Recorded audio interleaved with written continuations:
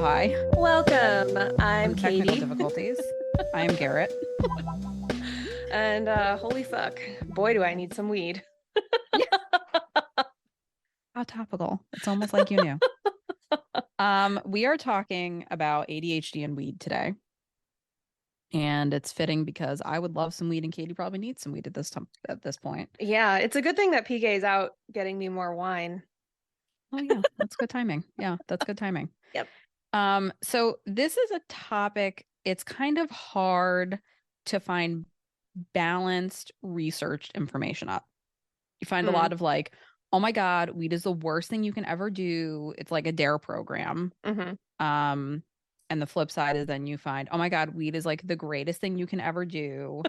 And there's not a lot of like large scale research that's been done, especially on this topic specifically.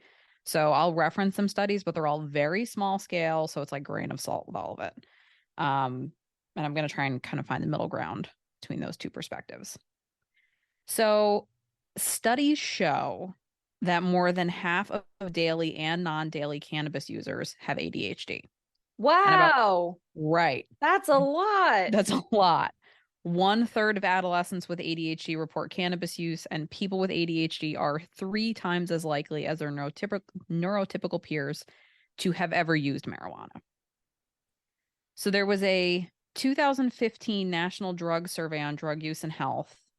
22.2 million people aged 12 and older had used marijuana in the last month, which like 12 is super young. It's very young. Um, It's the kind of thing where I'm like, oh, I am old because I'm like, you're too young for that, but also yes, that's real young. I it's mean, really young. anything really, like cigarettes, like tobacco Yes, cigarettes, alcohol, anything like that, I'd be like, ooh, that is that's too not young. good. Right, because I mean, we've talked in our puberty episodes about like all the shit that's happening to your body at that point. Like Right, yeah. it's kind of like, when we talk about hormones with, AFAB individuals where it's like a constant changing Hmm. landscape and there's, no firm footing. And that's kind of how it is when you're 12. Oh, Like totally. everything's always changing. So, Yeah. And um, it's yeah, like not like the answer is always therapy, but like I would imagine if you're engaging in marijuana or drinking or cigarettes or something at the age of 12, it's a there's like coping other situation. things, Yeah, like you've got a lot of things going on that aren't ideal. right? There's like other factors at Yeah. play.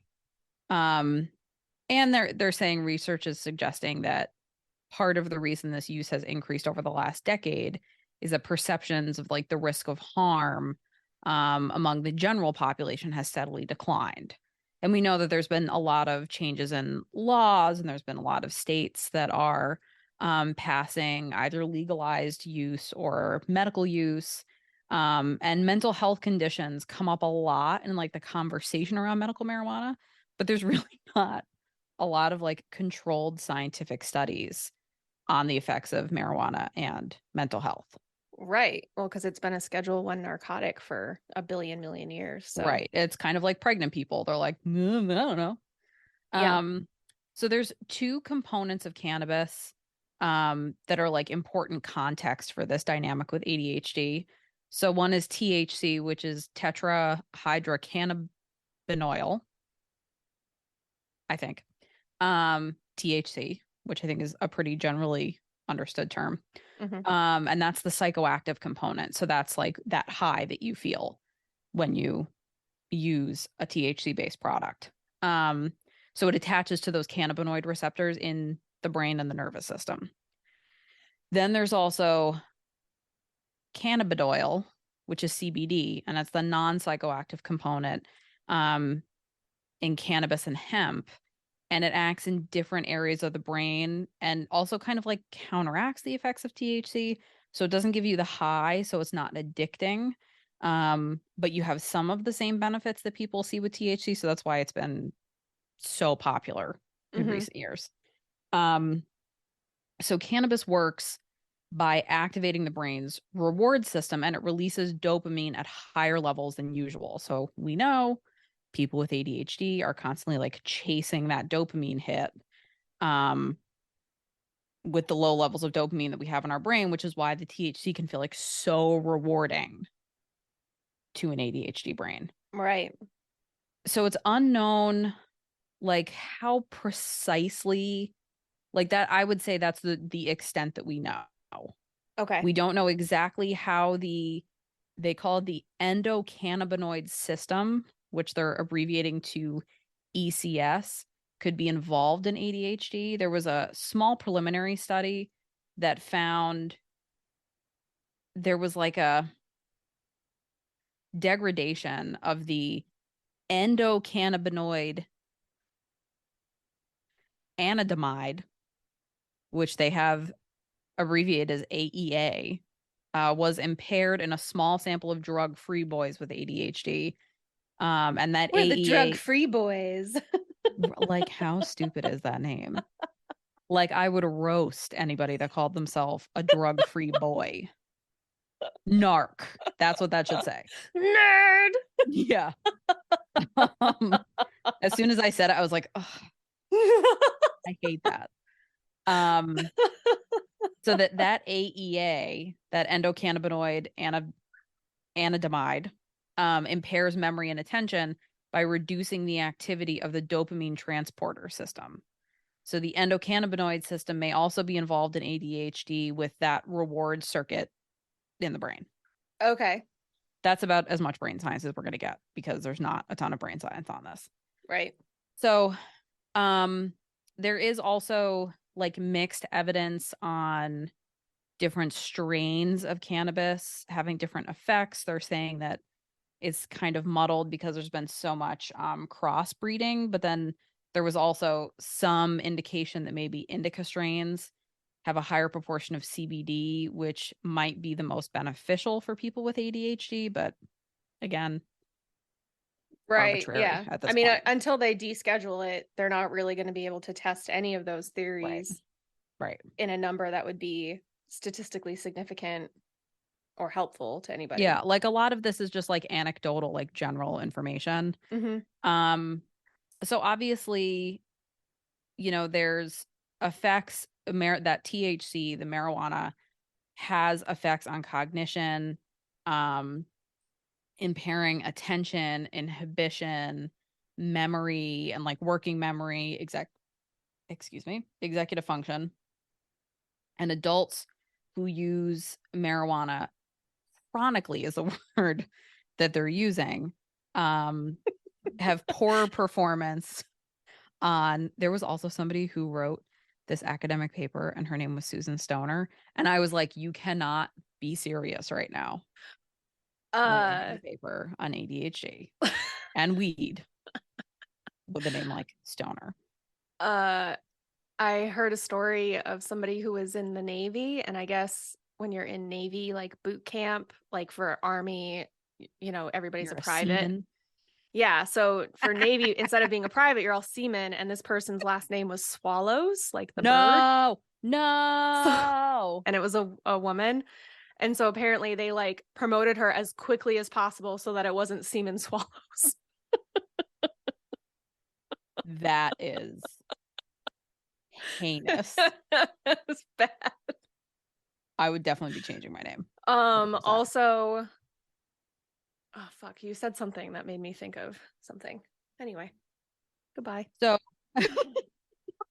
the people who were using it, I'm assuming chronically is like a heavy use long term. Yes, Is that the way I'm or interpreting that. it's the SNL skit with Natalie Portman singing about the chronic what coals of Narnia. Poorer performance on tests of attention, executive function, learning and stand by it. memory, processing speed. Really, and the same thing goes for adolescents Yeah. who are regularly using marijuana. And that can persist for at least 6 weeks following the discontinuing of use. After it's chronic or just like after a single hit or whatever? I'm thinking it's like after regular use, it takes 6 weeks for some of that to return that to a is more normal. That's a long level. time. That's And I'll talk about tolerance breaks too, but yeah, that's that I was like surprised it was 6 weeks. yeah, me too. Because I Um, feel like I mean, we can talk about it in tolerance breaks, but I've heard of those before, but it's never been like more than 6 weeks that a tolerance yeah, break has been taken. So yeah. Um, so I think the perception that marijuana is therapeutic for ADHD is like growing in popularity, but it's definitely like anecdotal. Like they did this qualitative analysis, and that was all based on like online discussions around cannabis use and ADHD. And there was definitely this like trending consensus that it was therapeutic. Um, but then when they look at other things that actually involve any form of data, that kind of like falls apart.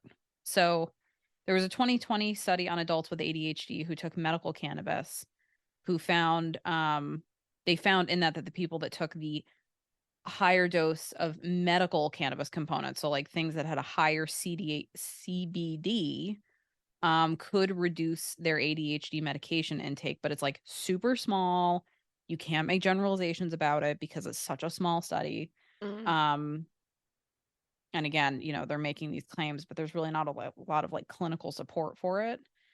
Um, yeah. there was a 2013 study that found with people with ADHD who used cannabis performed worse on memory, verbal, cognitive decision making, and response tests than those who didn't use the drug. Um, Yeah. and I do So don't think, do it before your ADHD assessment. right, or like, uh, I mean, it stays in your system. Like I would think a Hmm. month, just because I'm thinking like, okay, if they're doing like a drug test on you, Hmm. the last month is what's going to show up, but it stays in your system longer than that. And I do think there's like kind of a snake oil factor to weed. Like I think there are people who kind of excuse me, kind of perceive it and bill it as this cure all to like all of these different problems. Realistically, Yeah. I think it can soothe plenty of it's like essential oils. I Hmm. think there is an element of soothing plenty of, cancer treatment side effects and Hmm. chronic pain side effects. And like, I'm sure in certain levels, like depressive side effects. I think that there are some things that it can help. Like if you are in a situation where you need something to help your appetite, or, you're dealing with, chronic nausea or something like that, totally. I think that this can Yeah. be helpful. It I think it can very easily go it's similar to like, I don't know, chamomile or lavender. Like I have that in Hmm. tea all the time. Hmm. And they've also been linked, like chamomile has been linked to like anti-inflammatory benefits. Hmm. Um, so like a lot of people with arthritis will use like a lotion with chamomile on it on their Hmm. hands. Same goes for, like even peppermint. Like, yeah, peppermint's for flavoring, but it can also help with nausea and it has a Right. cooling effect when applied Is it going to topically. like solve my migraine condition? Probably not.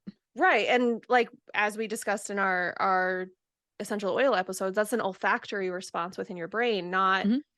just that this one herb solves the problem, is the cure, can fix everything. And I think with weed, and I think maybe I see it more just because of being in like those ADHD forums, but it can, like you said, be billed as this like cure all where it's like, oh, it Hmm. helps me with my focus and I'm sleeping better and I'm able to, pay attention and I don't space out and I'm better at cleaning. And it's like, well, I mean, are you, or are you in Right. like a cognitive deficit so you think you're better at cleaning, but your place is still a mess? Right. And like I know my therapist had mentioned the brain waves, that it's slowing your Yeah. brain waves down like alcohol does. Hmm. So it is making your brain in that way maybe less jumpy Hmm. and less maybe you're slightly less impulsive.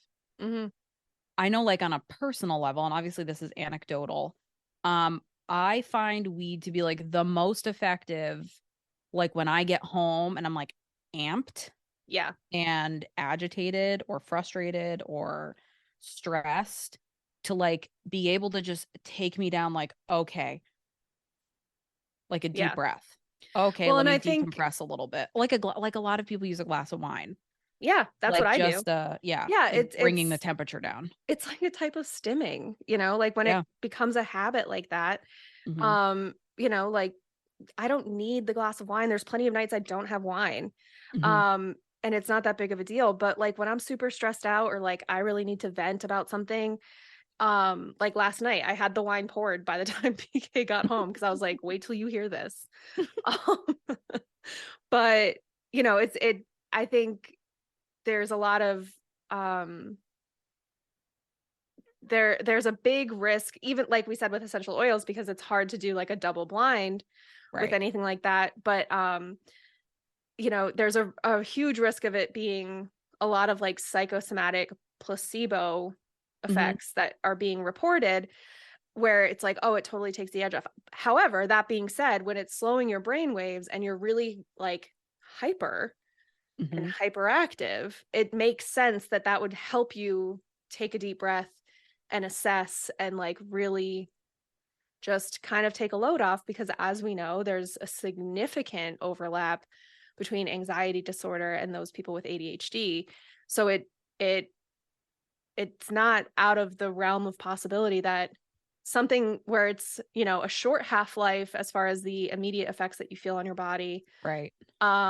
would be able, is something that can be used to help you manage moments of stress.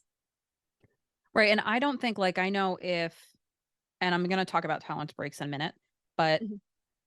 I know that I'm due for a tolerance break when it's not taking the edge off my anxiety and it's making me more anxious. Mm, Because to me, I don't notice any benefits to my ADHD. Like I think mine is really like more anxiety based that I can like mhm, kind of lower the temperature a little bit and like take a deep breath and kind of get ahead of the and I think it also does kind of help me um because I'm lowering the temperature, put things in perspective better. I find mentally the biggest impact I have, like I can focus really great on like one thing at a time. So mhm. like cleaning is great. If I have the house to myself and I can just spend the whole day kind of floating around and not worrying about, and we've talked about that before, like I Yeah. will, that's kind of one of the times where I like let my brain relax and I'm not trying to focus and Mhm. keep myself on task. I think that weed helps lower some barriers in my brain. So I think my creative thinking is better. I think Okay. that it like opens my creative thinking a little bit and I might make connections that I would not normally have made um mentally. But Mhm. I would not say it helps my ADHD. I think it just helps take the edge off. But if I maybe I'm going through a stressful period and I'm doing it too much, it's going to have the opposite effect.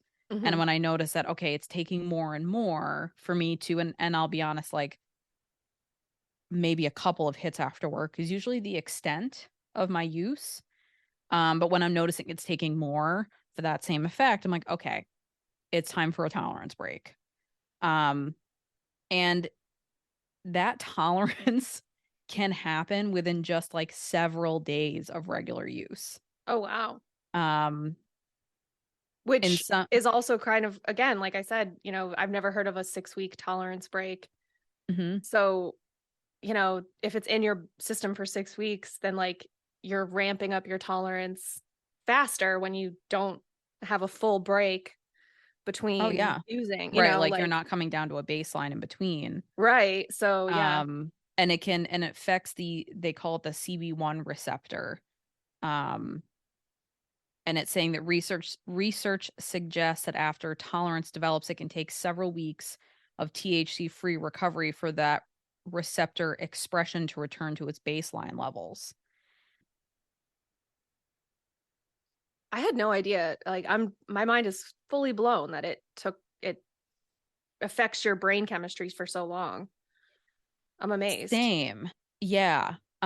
So this says because of tolerance, the eventual downregulation of CB1 receptors with chronic use means that any benefit derived from THC with regard to mental health could not result in symptom exacerbation when users are not under the influence of THC. It's like you really do have to give yourself kind of additional time Yeah. in that time, because I would normally like, and I was not, I think there's also a factor of this that the weed that's available now is not the same weed that I was buying like in high school from one of my friends. This Right. is like laboratory created strains that are much stronger with higher levels of THC that are being grown in like very scientific ways. So, Yeah, and it's consistent. Like you can get the same pre-roll in the same strain every time you go to the dispensary, and what you get out of that is the same every time, as opposed to, right. again, like whatever. I remember my uncle saying a couple years ago that because they all smoked in the 70s, because duh, it Mhm. was the 70s and they were in high Yeah. school. But he said that he hasn't like smoked a blunt in 30, 40 years. And he was on the Cape and on Cape Cod, and it's fully legal in Massachusetts. Well, I don't know if it's fully legal, don't quote me on that. It's Oh, legal no, I for think it is. recreational Yeah, use no, yeah, anyway. yeah, yeah. I don't know Yes. whatever, but Recreational use is somebody legal. offered him a joint that he rolled, and he took a couple hits off of it, and he was like, I was immobile. He's like, I couldn't move. My It wasn't legs like that when didn't I was a work. kid. Yeah, no, it is And it was, way he said, stronger. he was like, I was unprepared. Like it was Yeah. like, And it then just you hit him add like a ton of in, bricks. there's things like, so smoking the flower is probably like the least potent way to get it. I mean, Hmm. you look about something like, The you look at pens something and like stuff. Yeah. pens, or like like doing dabs, like that is super, super highly concentrated. Like I kind of like laugh because I mean, and not in a way of judgment, but just like I'd have to take tolerance breaks for the little itty bitty baby bits. Like an eighth lasts me forever. And I will take tolerance breaks from that for Hmm. a month or two at a time, just to like Right. let my body clear and like come back to my baseline, which I did not have scientific evidence for that. It just felt like that's what I should be doing. Hmm.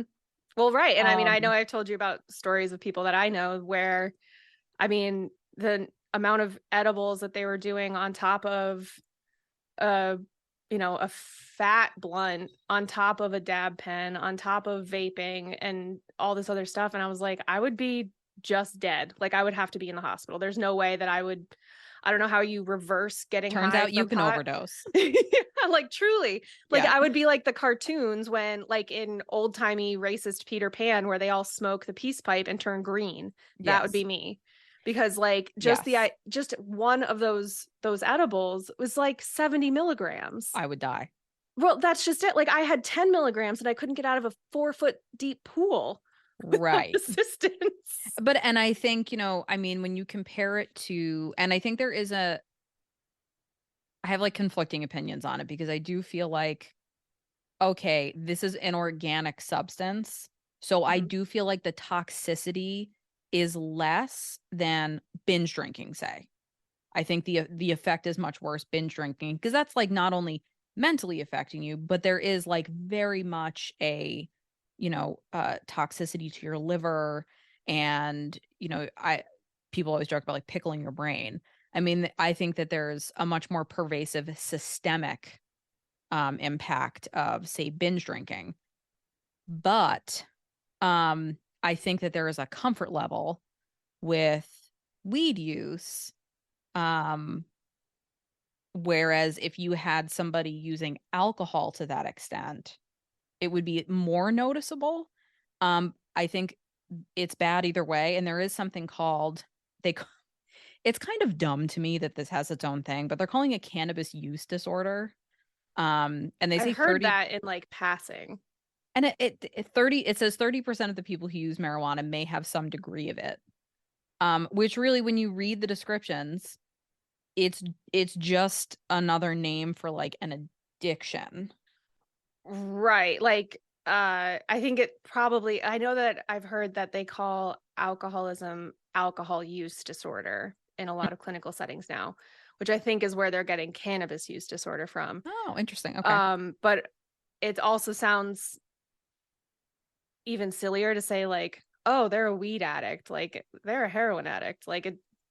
Okay, like it's And that's weed. what I'm saying. Like I think the But levels of toxicity, I think there's definitely a difference in like potency well, I and will say though, if you are smoking marijuana, however, whether you're getting, especially I think if you're getting it through a vape pen or a dab pen with the concentrated oil, mhm. you don't know what you're doing to your lungs. Like you are Oh still no, inhaling yes. something, and we know that your lungs don't tolerate that well, even though it doesn't have, Yes. formaldehyde and whatever the fuck else they put in tobacco cigarettes. But people are getting Um, like popcorn lung and right. collapsed You lungs can still and get very ill from yes. that. And if you're smoking it the way somebody with alcoholism is drinking and is Right. binge drinking, then you probably are ending up with some systemic issues. Right. And we just don't know, again, because we haven't been able to study it, because Right. researchers have to like get a fucking NSA clearance basically to get enough to And like vaping study is this shit. relatively new also. Like that's not a Yes. it's not like smoking where we have like 100+ years of information on. Um Yeah, I for know sure. like personally I have never liked vaping. Um I won't use it if if given the choice because I specifically don't like the way it makes my lungs feel. Mm, And I do wind up with like my sinuses wind up inflamed. Like again, if I need to take a tolerance break mm. and it's taking, and it's gradually taking more and more, my sinuses flare up. I'm like, okay, it's time. It's Yeah. time for a break. No, I And agree. And I think there's definitely, I think culturally there is that kind of thing where it's like, well, it's just weed and like blah, blah, blah. mhm. It's very easy to brush off. But like I've definitely said to people, like, if this was alcohol, we'd be having a different conversation. So like, And even then, I mean, I as a person, like as I've gotten older, um, and I drink, I've never been a heavy drinker, but drinking less, you start to notice other people's drinking more. mhm. And I even like and we talked about this before, but even like in TV shows, I'm like, oh my God, I can't believe they're drinking that much. But Yeah. it's like, it's or the time of day or whatever it is. Um, and I think there is a level of, and I think alcohol and weed have that in common because they're not like hard street drugs or really heavy duty prescription drugs, Mhm. that there is a level of um trust that goes with the use of them. And I think it's very easy to lose track of how much you're doing and how much is like actually healthy. Like you go to the doctor and they ask you like how many drinks do you have a week? That's very different from, oh, well, I only have like a couple of glasses after work. And then you're like, oh shit, that alone is 10 drinks a week. Mhm. Yeah, And that's not even exactly. counting weekends. And it's that kind of like reality check that has for sure even adjusted my own perception of like what my Mhm. relationship is with alcohol, where I'm like, ooh, as like I get boxed wine, but it's very easy to lose track of how much you've had to drink when you're pouring it out of a box and you can't see how empty the bag is getting inside. Mhm. So and effectively there's no bottom to it. There's a bottom to a bottle. If you could just get a Yep. regular 750 milliliter bottle, that's what, 3.5 glasses. And there is like, I mean, we do know that people with ADHD are at a higher risk for like those addictive types of behaviors. So there is a higher or an increased risk of this cannabis use disorder. And really, I'm not even going to go through the symptoms because it really sounds like a dare program. Like it's just, if it's interfering with your life and you're using it too much, I If think you it's turn if into a you fried egg on your couch. yes, Yeah. every day at all hours. Um Turns out you're just pregnant. Yeah, there's also that. You might be pregnant. Um, and people with ADHD were found to use cannabis 2 to 3 times more than adults without. So obviously you've also got so you're more likely to be seeking it out and you're more likely to have a problem. It's something to like be aware of. And it's like what we mentioned in the Cannibal Cop episode, where if you are continuing to exercise those reward pathways with something that is not beneficial to you, then Mhm. those pathways are going to get more worn down. You're going to get more use out of them. It's going to be harder to Yes. break that habit and that muscle memory kind of thing. And it winds up turning into part of your routine. Yeah. Um, that also is like something to be aware of. Hmm. Um, so I was also looking at, kind of the dynamic between if you're medicating and weed, and if you're using weed instead of medicating. Obviously, there's like no documentation on if you're using it as a way of treating your ADHD. Hmm. Um, I'm gonna go out on a limb and say no, because we know, the cognitive effects that it has. Um, ADHD aside, it actually causes a lot of the same symptoms. Hmm. So the poor focus, poor executive function, your working memory has a hard time. Like those are all things we're dealing with anyway. Hmm. So there's also not a lot of data on like cannabis use with ADHD medication. There was Right. some like adverse, unpredictable like cardiovascular impacts, but I Oh couldn't shit. really find anything specific. And there's also some information that was saying that cannabis could cause stimulants to be less effective, which makes sense. Yeah. Um, You only have so many receptors in your brain, like if they're if you're in la clogging la them up, land. Yeah. right? Yeah, and they're saying like there's really not enough research to consider it safe and effective as a treatment for ADHD.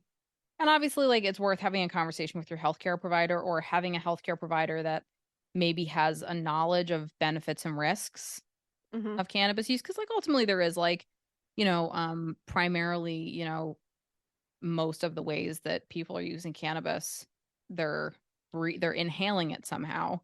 So there's obviously like, a risk to your lungs. Hmm. Um, and there's definitely a cognitive risk super long term. Oh, Um, it's like demonstrated by Garet. yeah, I'm like trying to like close some of these extra things on my screen. Oh my God. I wish. I wish that was the Uh, reason. I'm I'm also realizing that it's not like drinking where pretty much after the baby's born, you can be nursing and drinking at the same time and it's fine. Like unless you're like really hammered and you're blacking out. yeah. Which I even at my peak of youth was never doing.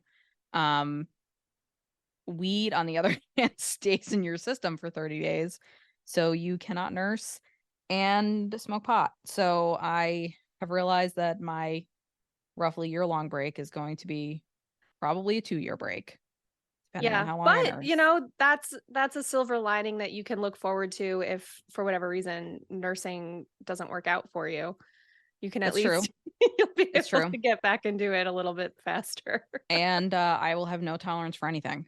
So I'll be a cheap date for quite a while. Bullshit, alcohol, weed, no Yes. tolerance. The tolerance for bullshit, which I would not say I ever had a high tolerance, Nah. is significantly less now. Yes, it is. Yeah. Significantly. Although I was pretty spicy this week at work. I had You were. some. Yeah. Yep. Yep.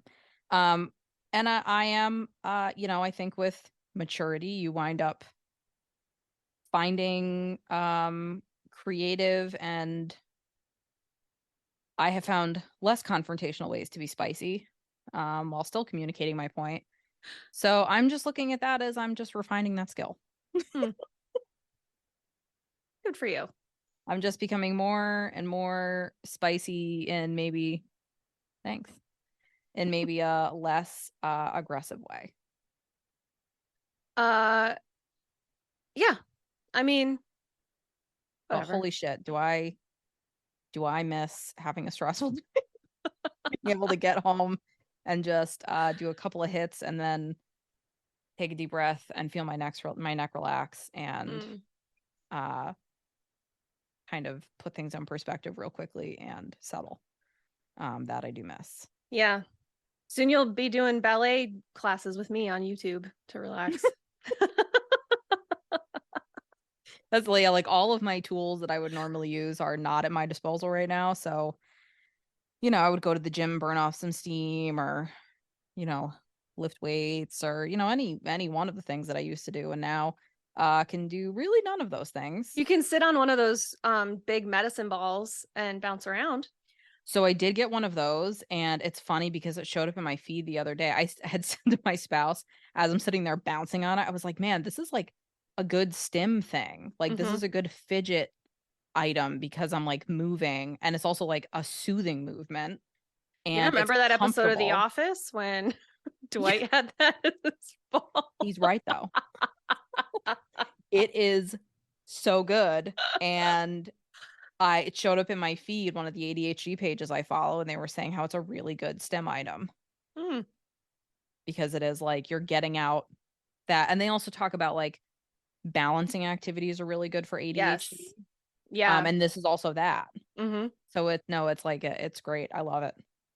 Plus, it like is comfortable because it's like a soft thing to be sitting on.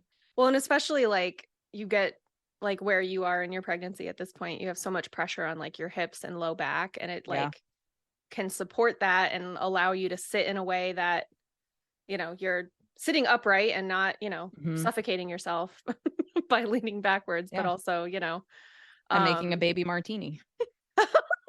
Just shaking. Or I was thinking like ice cream. That too. I'm really looking forward to my first postpartum drink. That's fair. Yeah. We have, well, I mean, we're close, but we'll have our very fancy bottle of champagne for when we hit 10,000 downloads. So,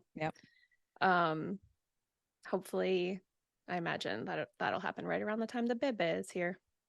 Probably. I'll probably also be bringing a small bottle of champagne to the hospital with us. Yeah, that's reasonable. And I will just don't use a sword to open it. Those videos are wild. Wild. The confidence that people have with these things is like, I know, too confident. Yeah. So in the meantime, make sure you're rating us 5 stars and leaving us a review whenever you can, and follow us on Instagram at the bar is ankle high. Check out our merch at bit.ly/anklehighmerch. And you can join our Patreon because while Garet is on maternity leave, all of our Anklet and Limbo Champion members will be getting ad-free episodes because we won't be doing Dysfunction Junction episodes. So you can join our Patreon at patreon.com/thebarisAnkleHigh. And until next week, take a tolerance break. Take a tolerance break from all kinds of things. Yeah, because the bar is ankle high. Bye. Bye.